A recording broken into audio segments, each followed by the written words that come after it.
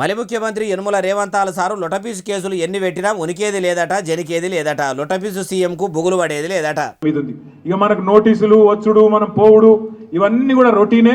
పాత చింతకాయ పచ్చడి. దీన్ని పట్టించుకోవాల్సిన అవసరం కానీ, దీని గురించి ఆందోళన పడాల్సిన అవసరం కానీ లేదు. పెడితే కిడితే 15 రోజులు జైల్లో పెడతాడు, పైశాచిక ఆనందం పొందుతాడు తప్ప వాడు పీకేది ఏమీ లేదు. లొట్టపీసు ముఖ్యమంత్రి. భయపడేటోడు ఎవడు లేడు. రేవంత్ రెడ్డి గుర్తుపెట్టుకో. ఈయన ఇంకా మస్తుగానే అన్నాడు. ఈయనుండ్రి, నీలాగా లుచ్చా పనులు చేసి 50 లక్షల బ్యాగులతో దొరికిన దొంగలు ఎవరు మా పార్టీలో లేరు. నీలాగా లుచ్చా పనులు చేసి అడ్డదారిలో పదవులు కొనుక్కొని ముఖ్యమంత్రి అవుడు, పిసిసి ప్రెసిడెంట్ అయ్యే లుచ్చా పనులు చేసినాడు ఎవడు కూడా లేడు. అయ్యా కేటీఆర్ సారు, మరి సీఎం రేవంతాల సారు లుచ్చ పనులు చేసిండని అవడితిరి. మరి మీ తోడబుట్టిన మీ చెల్లె కవిత మేడం పుణ్యం పనులు ఏమైనా చేసిందా?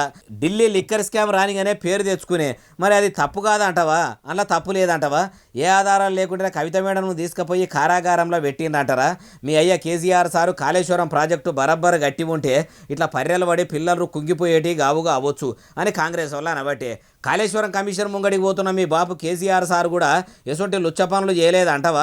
ఫోన్ ట్యాపింగ్లు చేపించి పక్కపొట్టి లీడర్ల ముచ్చట్లు ఇన్నారట కదా. మీ కారు పార్టీ సర్కారు ఈ లుచ్చ పనులు కావా? అయినా ఎవ్వరు సారు లుచ్చ లఫుటు పనులు చేయనిది?